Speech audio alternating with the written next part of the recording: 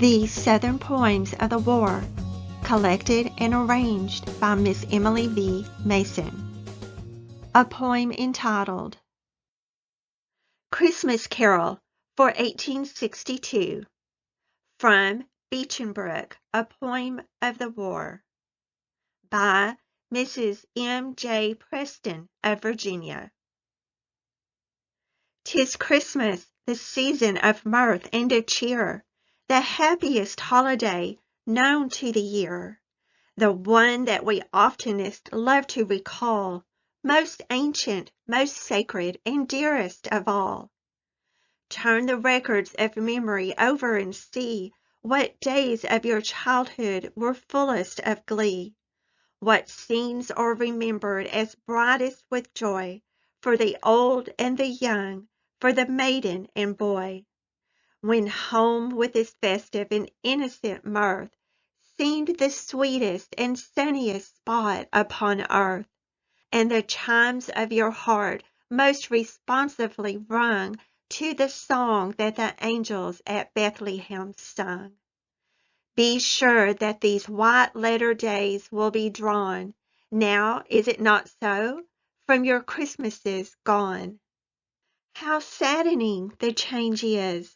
The season's the same, and yet it is Christmas, and nothing but name. No merry expression we utter today. How can we, with hearts that refuse to be gay?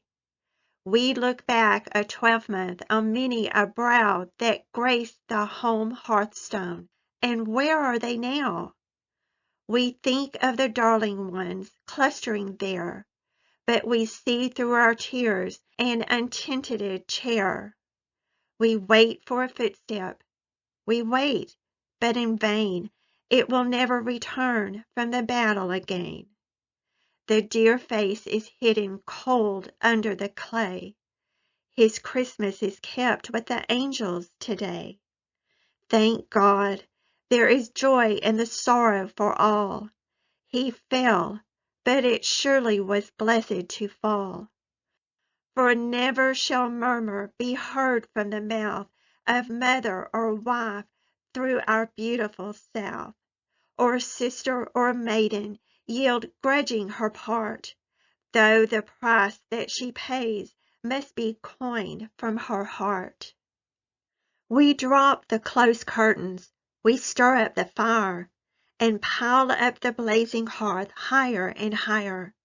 We wheel up our chair, and with friends and good cheer, we try to shut from us all visions of fear. But the spectre will come through the warmth and the light. The camp gleams before us, all shrouded in white. We tread the soft carpet, and lo, there's the sound of the half-frozen sentinel pacing his round. Come hither, my pretty musician, we say. Come chase us this gloomy oppression away. Her hand o'er the instrument gently she flings, and this is the song of the snow that she sings. Halt! The march is over. Day is almost done. Loose the cumbrous knapsack, drop the heavy gun. Chilled and worn and weary, wander to and fro, seeking wood to kindle fires amidst the snow. Round the camp blaze gather, heed not sleet nor cold. Ye are Spartan soldiers, strong and brave and bold. Never Xerxean army yet subdued a foe, who but asked a blanket on a bed of snow. Shivering midst the darkness, Christian men are found there devoutly kneeling on the frozen ground, pleading for their country in its hour of woe, for its soldiers marching shoeless through the snow. Lost in heavy slumbers, free from toil and strife, dreaming of their dear ones, home and child and wife. Tentless they are lying, while the fires burn low, lying in their blankets midst December's snow.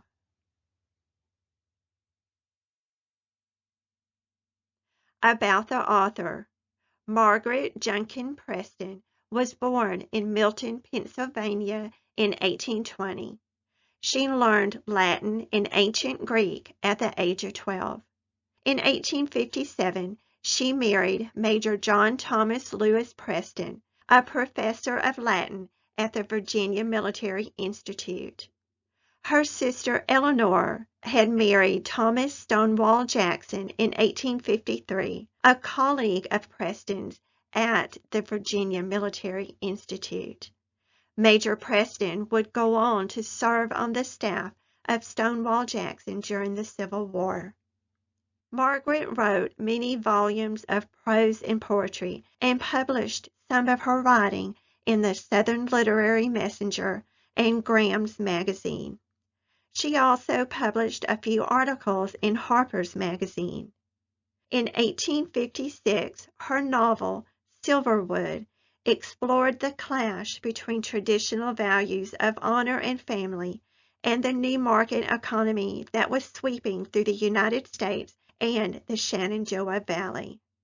She is remembered for her poems and is known informally as the Poet Laureate of the Confederacy.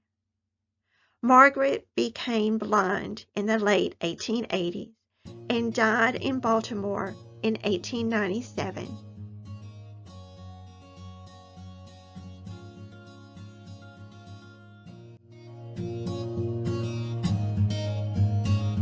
Thank you for stopping by, Lady Carrie Ann.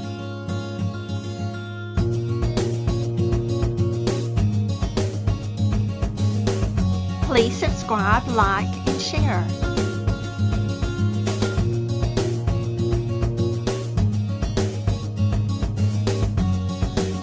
Count your many blessings every single day.